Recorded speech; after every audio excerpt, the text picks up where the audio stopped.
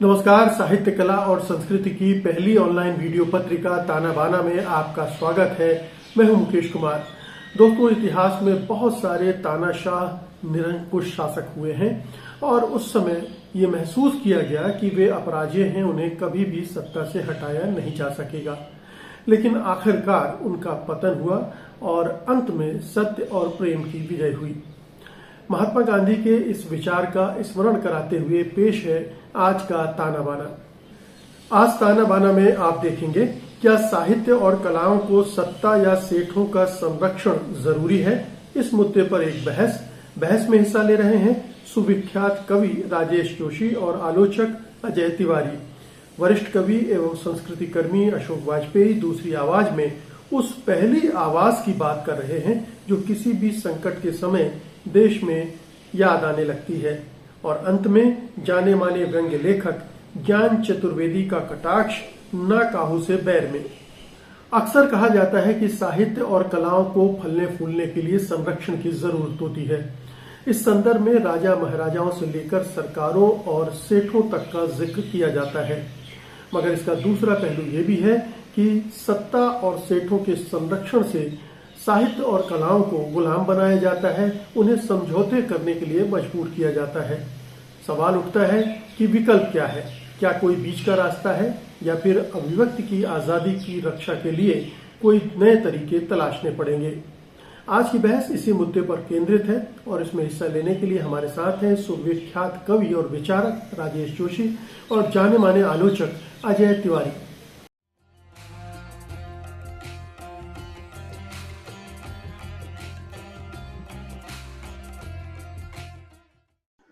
ताना बाना में आपका स्वागत है। राजेश जी, आपसे पहला सवाल है।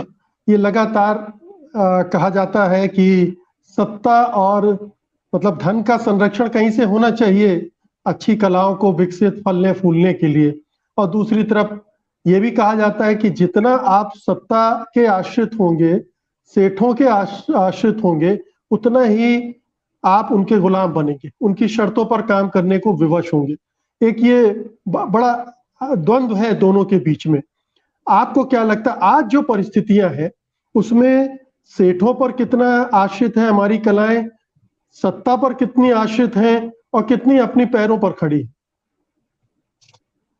देखिए, आश्रित जैसा जो शब्द है, यानी जिस तरह से सामंती दौर में एक तरह का आश्रय होता था, जिस तरह से आश्रय दिया जाता था कलाओं को या कलाकारों को, तो वहां तो आश्रय ठीक था कि वो उसी की, यानी जिस सामंत के यहाँ आश्रय मिलता था उसकी रुचिबोध के हिसाब से वो काम करते थे।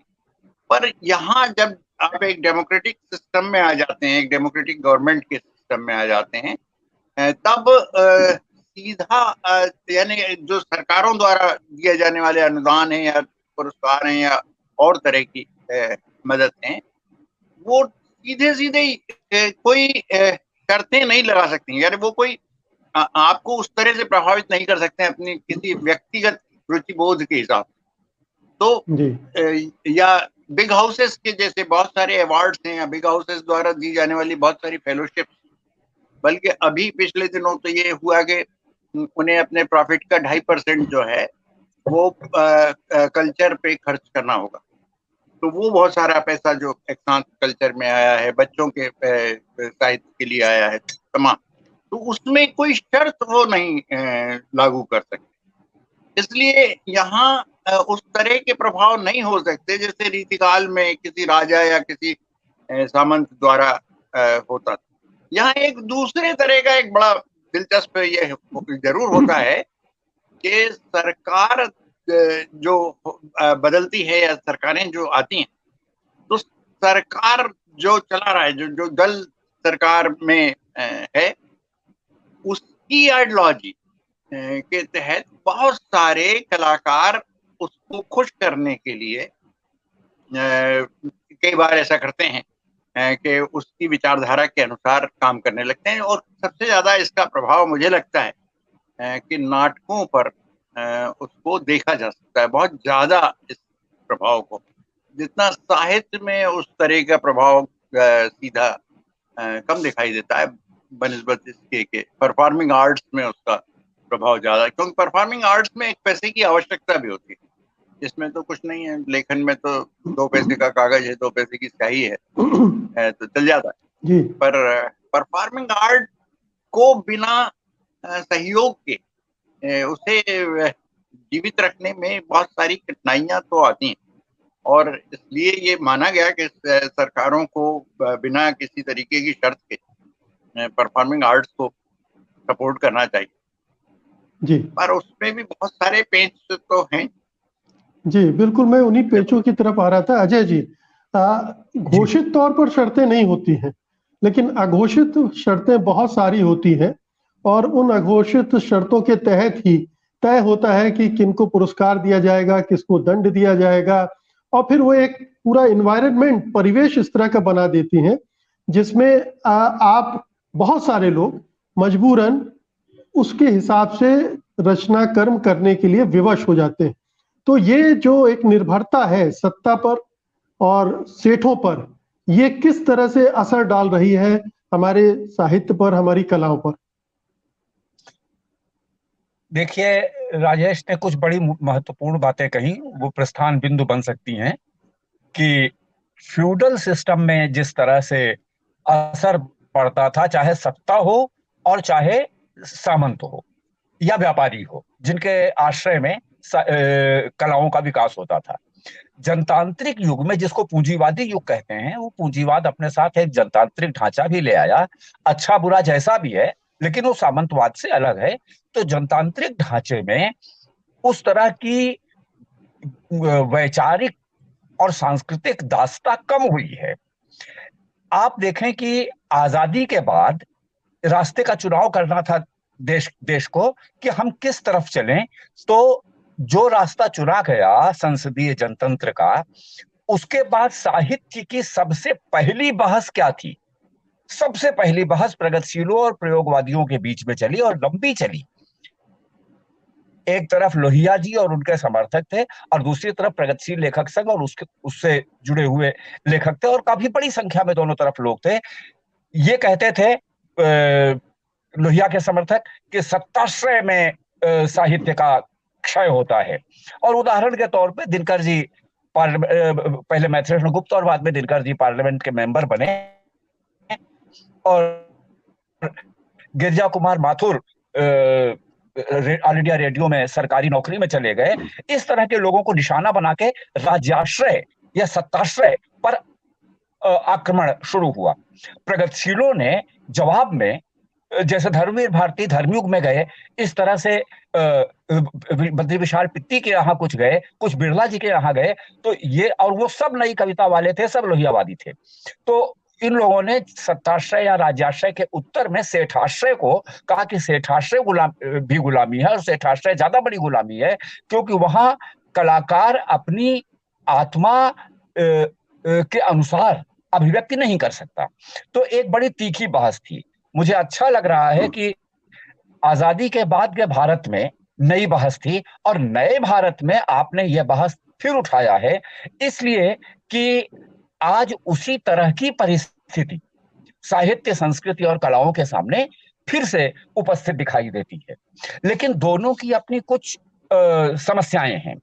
जैसे जो सत्ता का आश्रय है, वो एक तरह का नियंत्रण करता है, और उसमें इंडिविजुअल फ्रीडम काफी बाधित होती है, व्यक्ति की आजादी और कलाकार व्यक्ति की आजादी भी बाधित होती है। लिखने पे एक्सप्लेनेशन कॉल हो सकता है, डिमोशन हो सकता है, नौकरी से जा सकता है, वगैरह वगैरह। तो ये बहुत बड़ी समस्या है, और इसका परिणाम एक हद के बाद व्यक्ति का लोप भी है। जबकि कलाओं में व्यक्तिगत प्रतिभा व्यक्त होती है, कोई भी कलाएं हो, जो जो मंच से संबंधित कलाएं हैं, संगीत है, नाटक है, ये सब है, चाहे रूपंकर कलाएं हो, चित्र है, शिल्प है, वगैरह हो, और चाहे साहित्य हो, काव्य हो, कथा हो, ये किसी तरह की कला हो, इसमें रचना, सृजनात्मक व्यक्ति का बड़ा महत्व होता है। लेकिन उसी व्यक्ति की अस्मिता काफी बाधित होती है। दूसरी तरफ सेठाश्रय में आप देखिए तो किसी भी, चाहे छोटा पूंजीपति हो चाहे बड़ा पूंजीपति हो, उसके लिए पूंजी के हित निर्णायक हैं।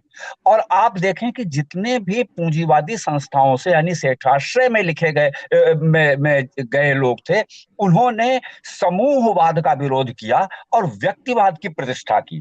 तो व्यक्ति की अस्मिता को एसर्ट करने के लिए व्यक्तिवाद को एक विचार दर्शन बनाया गया, जब जो जो व्यक्तिवाद समाज के ही विरुद्ध था।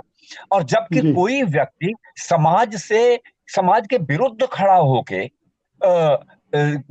ना अपने व्यक्तित्व को चरितार्थ कर सकता है, ना अच्छा साहित्य लिख सकता है, क्योंकि साहित्य के सारे उपादान, सारे उपकरण समाज से ही आते जी हैं, चाहे बिंब हो, चरित्र हो, भाषा हो, कुछ भी हो वगैरह। तो दोनों तरह के उसकी एक कुछ दोनों की समस्याएं हैं। ये पहली जी बात तो मैं इस बारे में कहना चाहता हूँ। दूसरी जी बात एक खास नोट करने की है।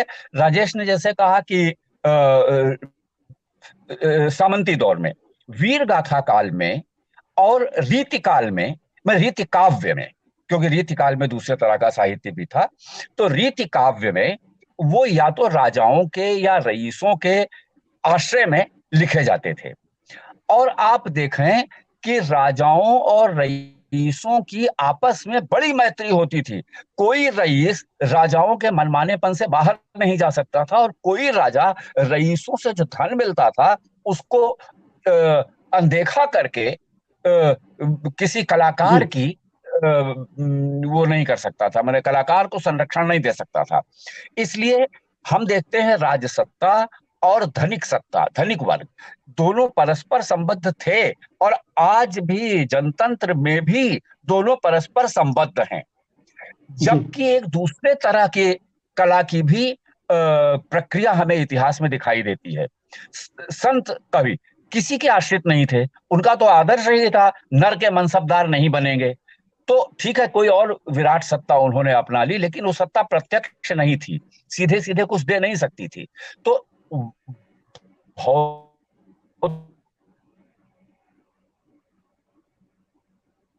ये लगता है अजय जी का नेटवर्क थोड़ा सा गड़बड़ कर रहा है। जी राजेश जी, मैं यहीं से आपके पास आता हूँ। अक्सर ये कहा जाता है कि जो वो सामंती युग था उसमें प्रदर्शनकारी कला, खासतौर पर गीत संगीत काफी फला फूला, क्योंकि संरक्षण मिल रहा था राजाओं महाराजाओं का, और वो कम होता गया है। इसलिए उस तरह से अब संगीत, खासतौर से क्लासिकल जो म्यूजिक या डांस है, उसको उतना बढ़ावा नहीं मिल रहा है और उसका उस तरह से विकास नहीं हो रहा है। आपको क्या लगता है? नहीं, मुझे लगता है, देखिए, दो तरह की कलाएं की बात की गई कि एक तो वो कलाएं जो हो सीधे जा रहा है। विचारधारात्मक होती हैं, जो शब्द की कलाएं हैं खासतौर से, या परफॉर्मेंस में जैसे नाटक है, इस तरह की कलाएं जिनमें कहीं ना कहीं शब्द है, कहीं ना कहीं विचार है।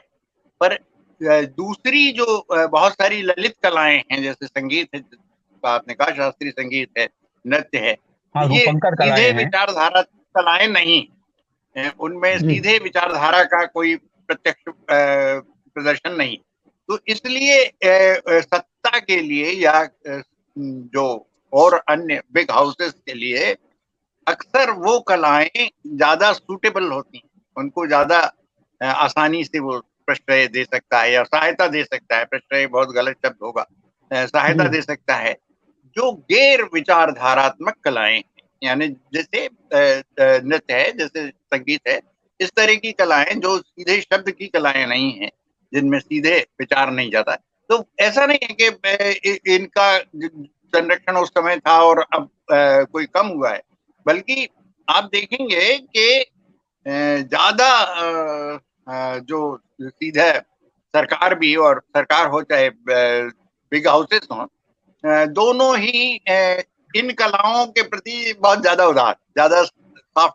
जी नाटक के साथ सबसे ज्यादा प्रॉब्लम होती है। नाटक एक, क्योंकि वो परफॉर्मेंस भी है और विचार भी है, सीधा, मतलब सीधा अटैक करता है और ज्यादा एक साथ बहुत सारी ऑडियंस को संबोधित होता है। तो इसलिए सबसे ज्यादा हस्तक्षेप अगर कहीं होता है तो नाटक में होता है। यानी साहित्य का तो ऐसा हो सकता है कि ठीक है, नहीं पहुंच रही आपकी कविता, बहुत दूर तक तो नहीं जा रही सीधे, तो वो नहीं कर रही। तो पर नाटक जो है वो सीधा जनता तक जाता है। इसलिए आप देखेंगे कि सबसे ज्यादा जो प्रभावित करने की कोशिश की गई, तरह तरह से कोशिशें की जा रही हैं, इस समय भी जो कोशिशें की जा रही हैं, तो उन नाटककारों को दिया जा रहा है, यानी चाहे कोई सी भी ग्रांट हो, चाहे किसी तरीके का सहयोग हो, उनको ज्यादा दिया जा रहा है जो उनकी विचारधारा की के अनुसार नाटक कर। जी तो इसलिए नाटक के साथ ही ज्यादा संकट हुआ, क्योंकि वो वैसा परफॉर्मेंस है, यानी वो एक ऐसा परफॉर्मिंग आर्ट है जो विचार और परफॉर्मेंस दोनों जी का सबसे ज्यादा संयुक्त बिल्कुल। क्या प्रभावशाली। इसमें राजेश जी, मैं दो बातें राजेश इसमें जी दो एक बातें मिनट मैं में आता थोड़ा हूँ, अजय जोड़ना जी चाहता आपके हूँ। पास आता हूँ अच्छा आपके अच्छा, पास। सॉरी ये सॉरी। जी हाँ राजेश जी, एक सवाल कि ये काफी हाँ कुछ इस पे भी निर्भर करता है कि सत्ता का चरित्र क्या है, क्योंकि एक समय सत्ता जी, ज्यादा खुलापन थी तो उसमें एनएफडीसी के जरिए बहुत अच्छी फिल्में ये तो बनी, खैर बहुत सारे तो है ही है। ऐसे देखिए, डेमोक्रेटिक फिल्मकार उभरे। स्पेस कोई एक्चुअली क्या है कि अगर कोई ऐसी यानी सत्ता में एक ऐसा राजनीतिक दल हो जिसमें डेमोक्रेटिक स्पेस ज्यादा हो, जो यानी जैसे कहते हैं हम लोग मध्यमार्गी जो जो लोग रहे सत्ता में, तो मध्यमार्ग अक्सर इसलिए ज्यादा सूटेबल होता है भारतीय जनतंत्र के लिए। जिस तरह का जनतंत्र हमारे पास है, उसमें हमेशा भारतीय जनतंत्र में वो मध्यमार्गी ज्यादा बेहतर सिद्ध हुए, कलाओं के लिए और तमाम चीजों के लिए भी,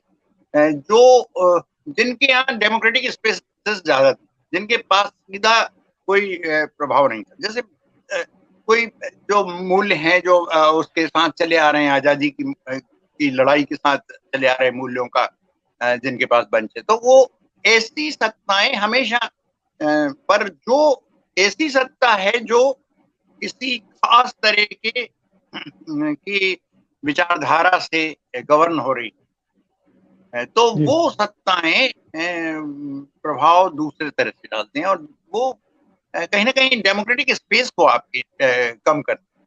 इसलिए डेमोक्रेटिक स्पेस सिकुड़ रही।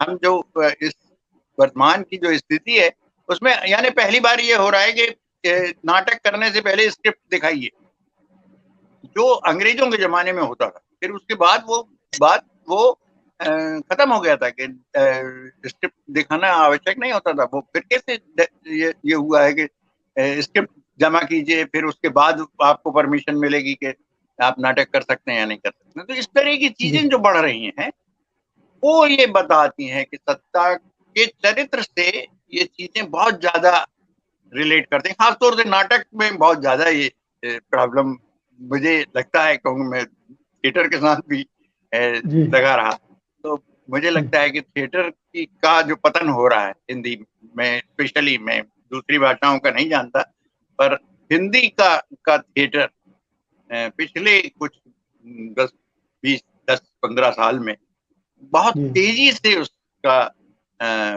पतन हुआ है, जी इसे जी देखा अजय जा जी आप सकता कुछ है। कह रहे थे।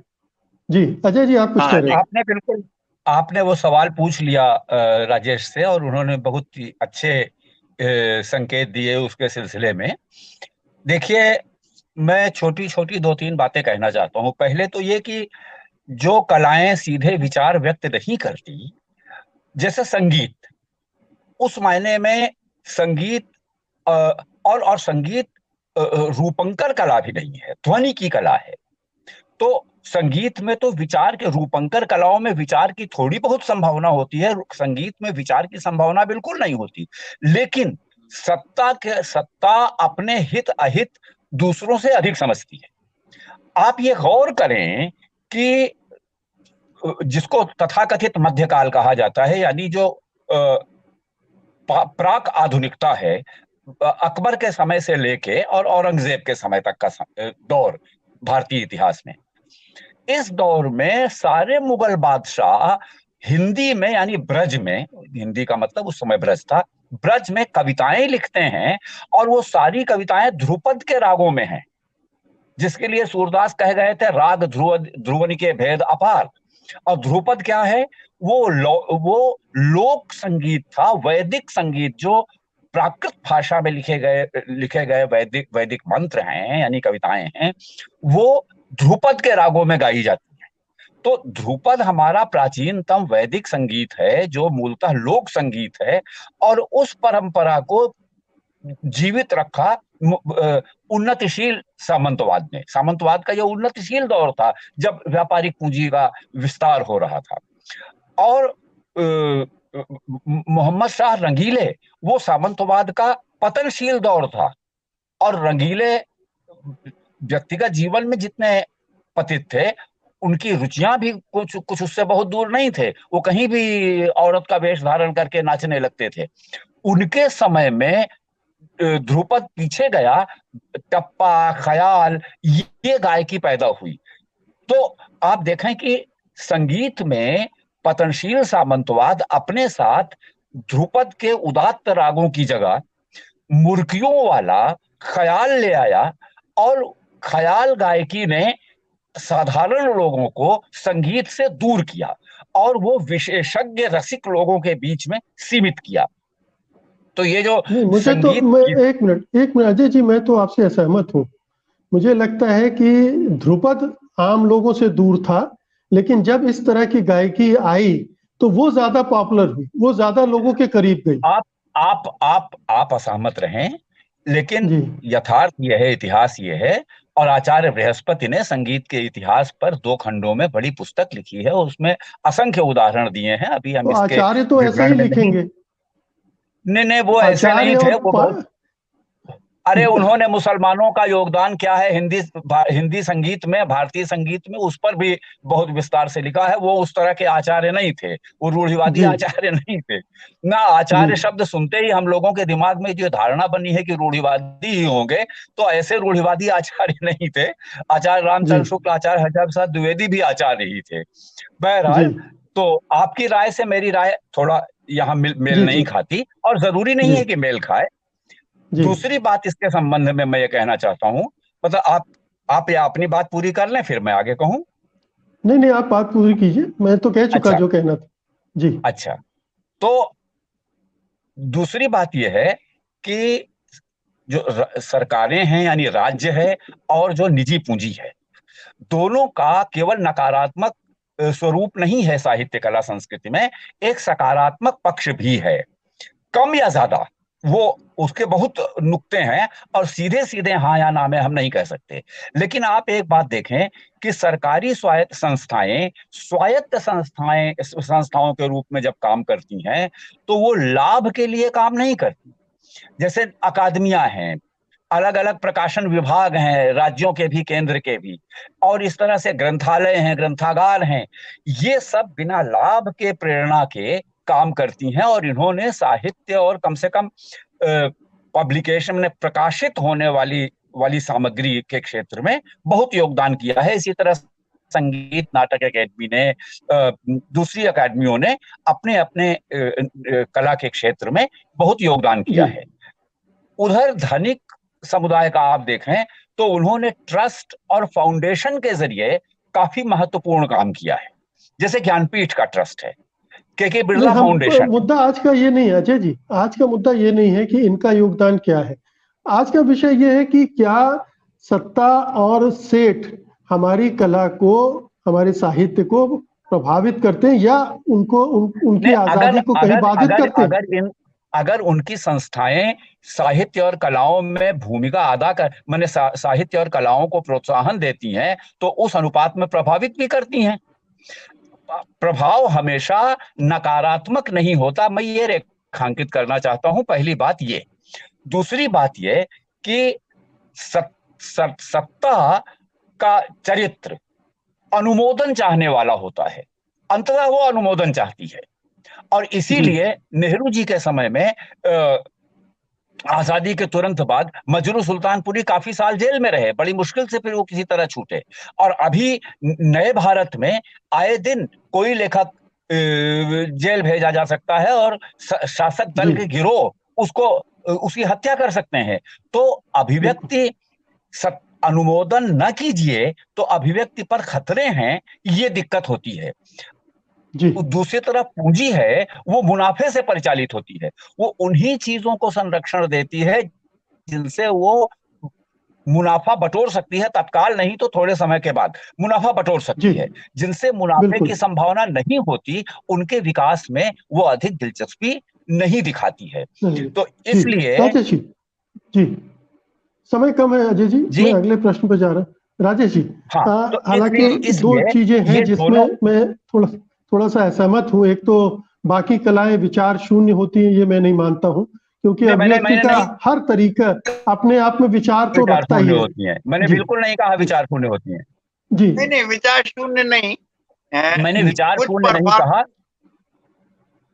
नहीं नहीं, परफॉर्मिंग आर्ट इसमें सीधे हम इस विचारधारात्मक नहीं होते। राजेश जी, हम ये बहस कहा बहस गया। को हाँ फिर ये दूसरा विषय इसको कभी और ले हाँ लेंगे। मैं ये अब अंतिम में हाँ, ये ठीक है जानना ठीक चाहता हूँ कि क्या है। हाँ कोई ऐसा रास्ता है, क्या कलाकारों को, लेखकों को, साहित्यकारों को इन दोनों आश्रयों से बाहर निकलकर दुनिया बनाने की सोचना चाहिए? कोई ऐसा तरीका है जो हम लोग जनवादी साहित्य की बात करते हैं, पूरी तरह से जन पर आधारित हो, जन सहयोग से चले और इनकी शर्तों को, दबावों को न मानना पड़े? क्या वो ऐसी स्थिति भी निर्मित हो सकती है?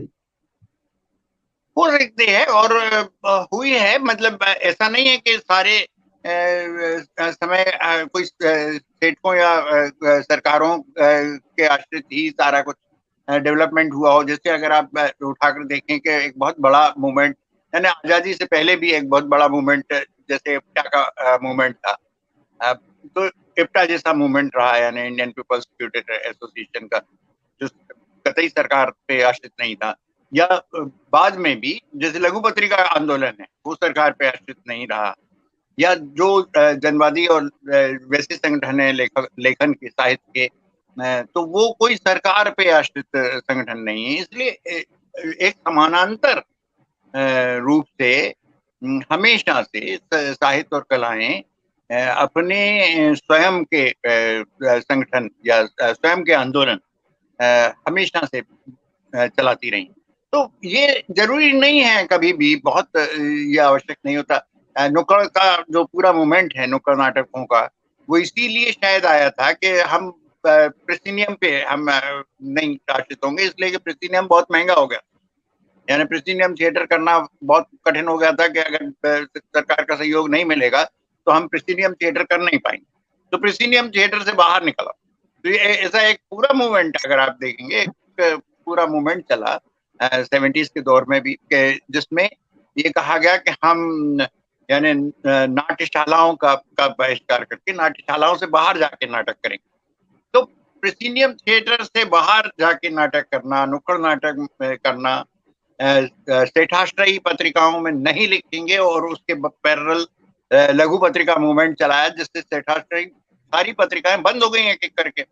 यानी धर्मयुग बंद हो गया, साप्ताहिक हिंदुस्तान बंद हो गया, सारिका बंद हो गई, दिनमान बंद हो गया, तमाम पत्रिकाएं बंद हो गई। टाइम्स ऑफ इंडिया की लगभग सभी पत्रिकाएं बंद हो गई, यानी बच्चों तक की पत्रिकाएं, पराग वगैरह तक बंद हो गई। तो इसके पैरेलल एक मूवमेंट चला और लघु पत्रिका आंदोलन आया। इसी तरीके से लेखक संघों के मूवमेंट चले, इसी तरीके से इप्टा और जननाट्य मंच जो सफदर हाशमी ने बनाया, तो सफदर हाशमी ने जिस तरह से नुक्कड़ नाटकों का एक पूरा मूवमेंट चलाया, जिसमें वो मारे भी गए, तो इतना बड़ा आंदोलन सामने है, जो बिल्कुल किसी भी सेठाश्रयिता या किसी भी तरीके की सत्ता की संरक्षण की जिससे आवश्यकता नहीं। तो ये नहीं हो सकता कि वो कोई हमेशा उन्हीं के भरोसे नहीं चलेगी। यानी कला और साहित्य जो है वो सरकारों के या सेठों के भरोसे नहीं चलती। मैं ये कह रहा था कि सिर्फ लोकतांत्रिक सरकारें अगर हों और वो सचमुच एक स्वायत्तता, जैसा कि एकेडमीज को बनाई किस लिए थी, नेहरू के जमाने में, जवाहरलाल नेहरू के जमाने में वो एकेडमीज बनी थी, साहित्य एकेडमी हो चाहे ललित कला एकेडमी हो, या तमाम एकेडमीज उस समय बनी थी, और ये माना गया था कि वो इतनी ऑटोनॉमस होंगी, उनकी ऑटोनॉमी इतनी ज्यादा होगी कि वो किसी भी सरकार के किसी भी उसको मानने के लिए आवश्यक नहीं होगी।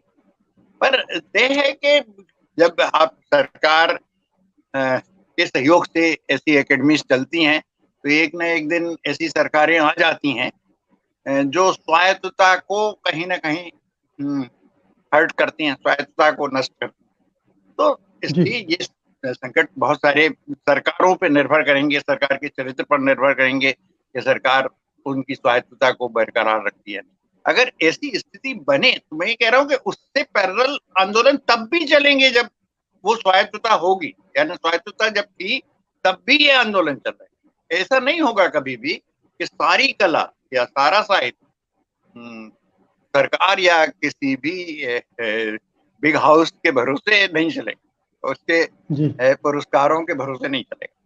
ये ठीक है जी कि अगर वो ऐसी इकोनॉमी, ऐसी डेमोक्रेटिक स्पेस बनाती हैं तो वो यानी अच्छा है। एक डेमोक्रेटिक स्पेस अगर ऐसी बने देश में तो उसमें बुराई नहीं है, पर यही है कि जी उसके पैरेलल एक आंदोलन चलता रहना, और मतलब वो होता ही है, मतलब चलता रहना क्या चाहिए, मतलब वो चलता ही है उसको जी नहीं रोका जा सकता। जी। एक छोटी सी टिप्पणी अजय जी, फिर कार्यक्रम खत्म करेंगे इसी हाँ, पर। मैं जानता हूं इसी विषय पर बात करना है कि देखिए, राजेश ने कई बातें कह दी, उन बातों को मैं दोहराऊंगा नहीं, लेकिन इसमें दो दो तीन पक्ष हैं। एक पक्ष है सृष्टा का पक्ष। सृष्टा के सामने सबसे बड़ी चुनौती होती है जनहित में काम करे या जन रुचि के अनुसार काम करे। इसके बीच ऐसे समाजों में फांक पैदा हो जाती है जिन समाजों में हितों के टकराव होते हैं। पहली बात ये, इस पर अधिक विस्तार से बात करने की गुंजाइश है और जरूरत है। दूसरी बात यह कि पीछे एक संगठित ताकत थी, कम्युनिस्ट पार्टी, जिसने इप्टा नाम की संस्था को जन्म दिया था, और पूरी ताकत लगा के कम्युनिस्ट पार्टी ने इप्टा को एक जन आंदोलन की शक्ल में विकसित किया था। और एक समय फिल्मों में, गीतों में, साहित्य रचना में, साहित्यिक पत्रकारिता में, और यहां तक कि मेन स्ट्रीम जर्नलिज्म में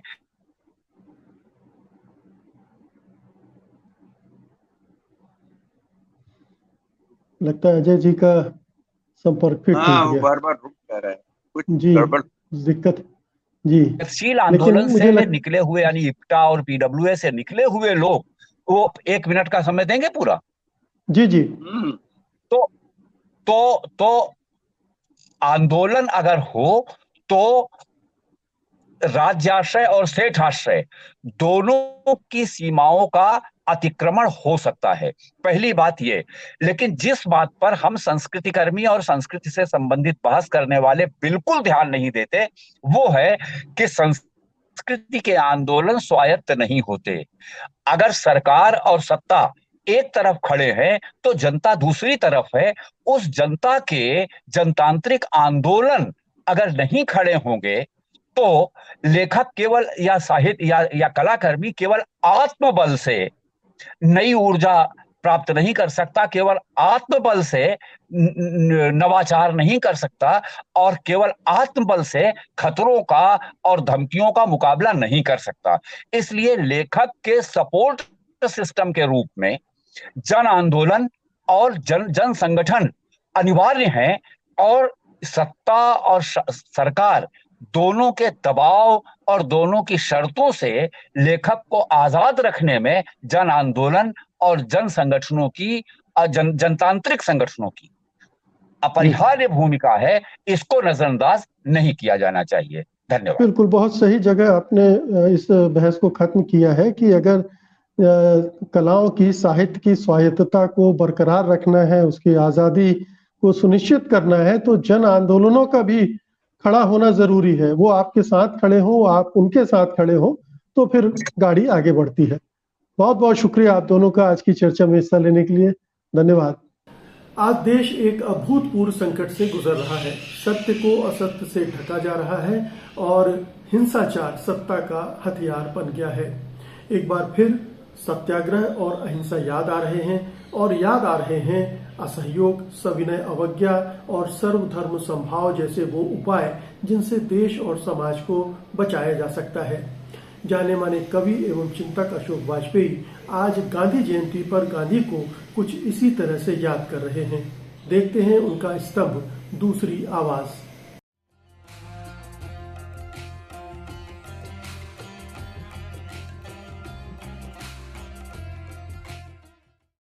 नमस्कार।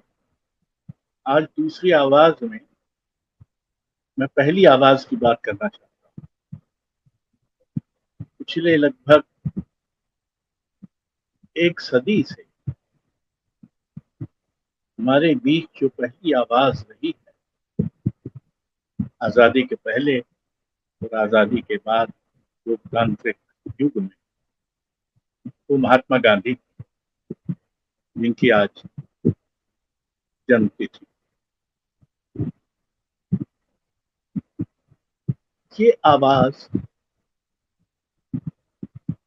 अभी कल परसों ही मेरे मित्र और समाजशास्त्री आशीष नंदी कह रहे थे कि जब भी ये देश मुसीबत में पड़ता है तो उसे महात्मा गांधी याद आते, क्योंकि उनकी झोली में कुछ न कुछ ऐसा है, ऐसा उपाय, ऐसी अवधारणा, ऐसी युक्ति, ऐसी सार्वजनिक कार्रवाई जिसका उपयोग हम अपने संकट से उबरने में कर सकते। मेरी राय में तो गांधी जी ने हमें कम से कम 3 बुनियादी औजार दिए हैं अपनी सच्चाई से, अपने सार्वजनिक जीवन के संकटों से निपटने, उनको समझने। पहली अवधारणा है सत्याग्रह,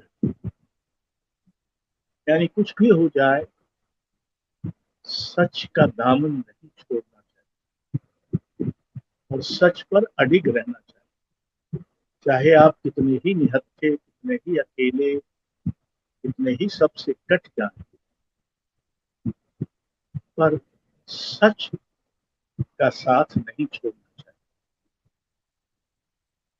और ऐसे समय में जब सच लगभग अल्पसंख्यक हो गया, उसको कहने वाले, उसको बरतने वाले, उस पर अडिग रहने वाले लोगों की संख्या घटती जाती, तब तो ये और भी जरूरी है कि झूठों के घटाटोप का सामना हम सच से करें। तो पहला उपाय तो सत्याग्रह, दूसरा उपाय सविनय अवज्ञा। हमारे समय में इतनी घृणा, नफरत, झूठ, भेदभाव, जातिगत विद्वेष, धार्मिक विद्वेष आदि फैल रहे हैं और नई टेक्नोलॉजी की मदद से बहुत सुघरता से, बहुत तेजी से, बहुत व्यापक रूप से फैलाए जा रहे हैं। ऐसे समय में हमको बुराई, वो चाहे किसी भी शक्ल में क्यों न, वो वैधानिक शक्ल ले सकती है, वो कानूनी शक्ल ले सकती है, तो कोई सामाजिक रूप धर सकती है, बुराई की हमको सविनय अवज्ञा करनी चाहिए। चाहे वो बुराई सत्ताधारी करें, चाहे वो बुराई सत्ता से अलग हुए लोग करें, साधारण लोग करें, धर्म नेता करें, राजनेता करें, एंकर करें, इत्यादि इत्यादि। जो भी बुराई करता है, और हमको लोकतांत्रिक नागरिक के नाते इतनी समझ तो होनी चाहिए कि हमको फौरन समझ में आ जाए ये बुराई, तो एक तरह से हम उससे असहयोग करें, उसे उसका साथ न दें, उसकी सविनय अवज्ञा। और तीसरा, जो एक तरह से दूसरे का ही एक अधिक व्यापक संस्करण है, असहयोग। इस समय तो जो निजाम है उसमें, जो निजाम से बाहर है उनमें और धर्मों में, तरह तरह की संप्रदायों में, जातियों में, इन सब में इतना विद्वेष भर गया, इतने प्रतिशोध की भावना बढ़ गई, इतनी कट्टरता घर कर गई कि हमको इनसे असहयोग करना चाहिए। तो ये 3 हथियार तो गांधी जी ने हमें दे रखे, इनका प्रयोग हम जब चाहें तब कर सकते। एक और बात इस मौके पर मैं कहना चाहता हूँ, गांधी जी ने प्रार्थना सभा के रूप में एक अद्भुत संस्थागत आविष्कार किया। मैं जब वर्धा जाता था, महात्मा गांधी अंतर्राष्ट्रीय हिंदू विश्वविद्यालय का संस्थापक कुलपति था, तो हर बार सेवाग्राम की जरूर जाता। कई बार ऐसे अवसर पर जाता था जब वहाँ प्रार्थना सभा होती। ये प्रार्थना सभा आज भी होती। गांधी जी ने 1946 में सेवाग्राम छोड़ दिया, लेकिन ये प्रार्थना सभा सुबह 5:30 बजे और शाम को 5:30 बजे अविराम अबाध गति से अभी तक चल रही है। इस प्रार्थना सभा में लगभग 45 मिनट सभी प्रमुख धर्म ग्रंथों से पाठ, गीता से, बाइबल से, कुरान से, जैन ग्रंथों से, बौद्ध ग्रंथों से, सिख ग्रंथों से, पारसी ग्रंथों से, यहूदी ग्रंथों से। तो एक तरह से गांधी जी ने धर्मों की बहुत आत्मीय संसद बनाई, जिसमें सब धर्म एक दूसरे के पड़ोस में थे, एक दूसरे के बगल में थे, एक दूसरे से संवादरत थे और कोई छोटा बड़ा नहीं, सबके लिए जगह। आज जब धर्म के नाम या धर्मों के नाम पर हत्या, आतंक, बलात्कार, हमले, आक्रमण, घृणा आदि सब फैलाए जा रहे, तब इस सर्वधर्म समभाव की संसद को याद करना और उसको एक तरह से अपने जीवन में पुनर्जीवित करना गांधी जी को सबसे अच्छी और टिकाऊ श्रद्धांजलि। अगर सब धर्म ये मान जाए, गांधी जी से एक बार पूछा था, अगर सभी धर्म एक ही ईश्वर तक पहुंचाने के मार्ग हैं, तो हमें इतने सारे धर्म क्यों चाहिए? प्रश्न अंग्रेजी में पूछा, तो गांधी जी ने उसका उत्तर अंग्रेजी में दिया, all religions are true but they are all imperfect. सारे धर्म सच्चे बट वो सभी अधूरे, यानी उनको एक दूसरे से कुछ न कुछ सीखने की, किसी दूसरे धर्म से कुछ न कुछ सीखने की जरूरत है, दरकार है। ऐसा अगर हो सकता, ऐसा अगर हो जाए, तो धर्म जो आज हमारे समाज में गड़बड़ियों, विकृतियों, तरह तरह की दंगा फसादों की कारण और आधार बने, वो हमें समरसता की ओर ले जा सकता। आज का मनुष्य प्रकृति से पूरी तरह कट गया है। उसे फूल, बारिश और हवाएं अपरिचित लगने लगी हैं। उसके पास इनके साहचर्य के लिए, इनका लुत्फ उठाने के लिए समय ही नहीं बचा है, बल्कि कई बार तो उसे लगता है कि प्रकृति उसके जीवन में खलल डाल रही है। जाने माने व्यंग्यकार ज्ञान चतुर्वेदी आज प्रकृति और मनुष्य के बीच बढ़ी दूरी पर कटाक्ष कर रहे हैं। देखते हैं उनका स्तंभ ना काहू से बैर।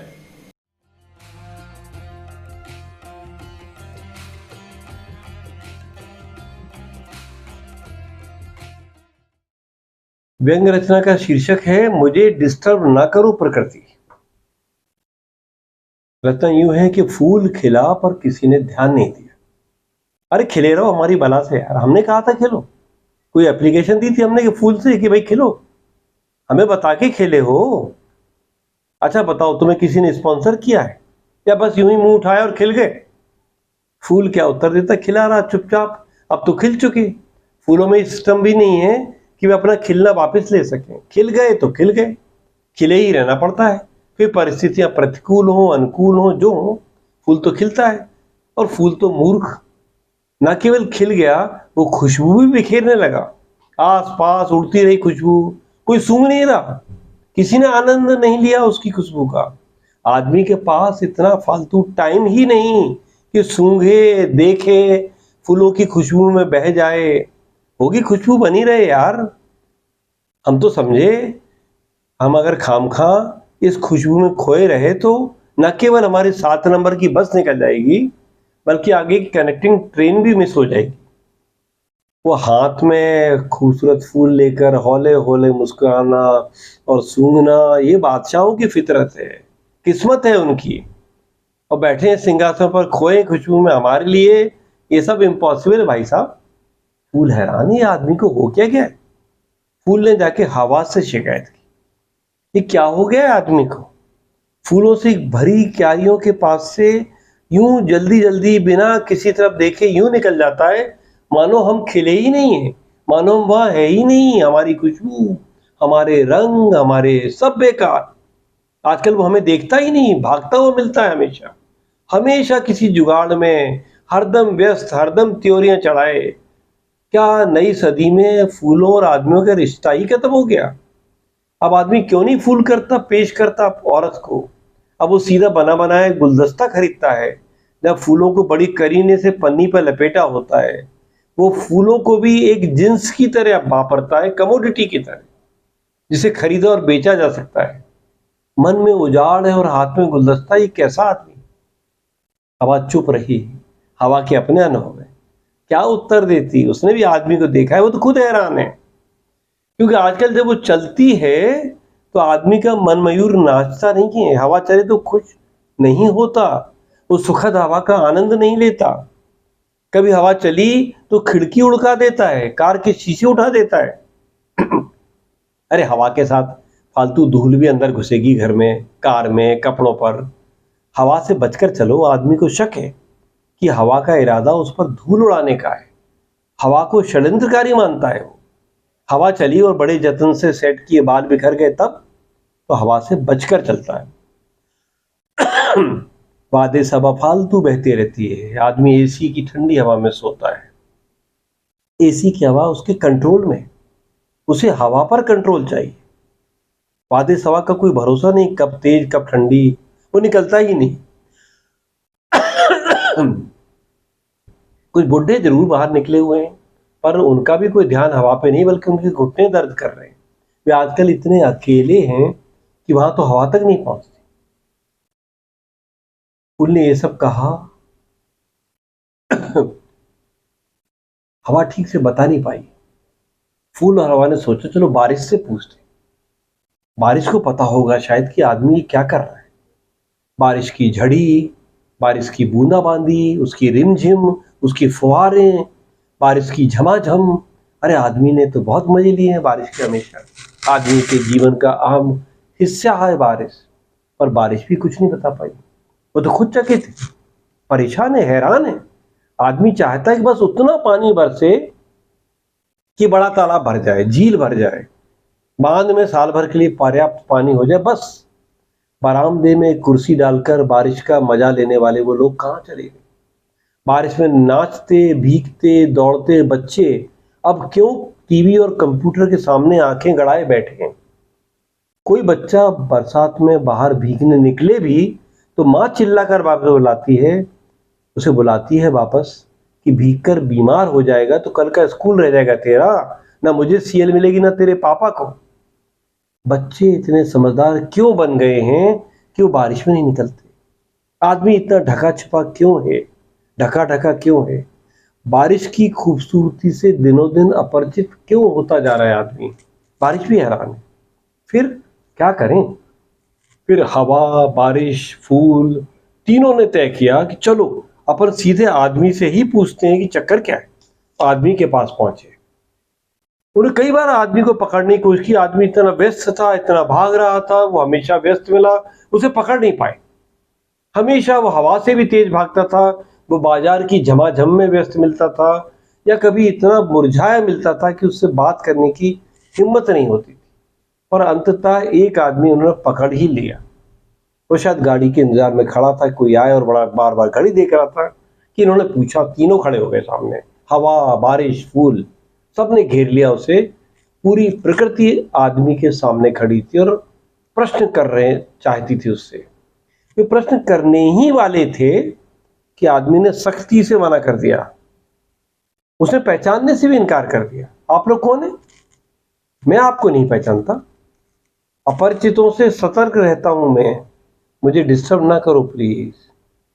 कहकर वो चला गया प्रकृति से कि मुझे डिस्टर्ब ना करो प्रकृति, प्लीज डिस्टर्ब ना करो। आज ताना बाना में बस इतना ही। आज का अंक आपको कैसा लगा हमें जरूर बताइएगा। हमें आपकी प्रतिक्रियाओं का इंतजार रहता है। आप अपनी प्रतिक्रियाएं हमें tanabaana@satyhindi.com पर भेज सकते हैं। और अब मुझे अनुमति दीजिए, अगले रविवार को रात 9 बजे मैं फिर हाजिर होऊंगा ताना बाना के एक नए अंक के साथ। तब तक के लिए नमस्कार। सत्य हिंदी का ऐप डाउनलोड करें गूगल प्ले स्टोर पर।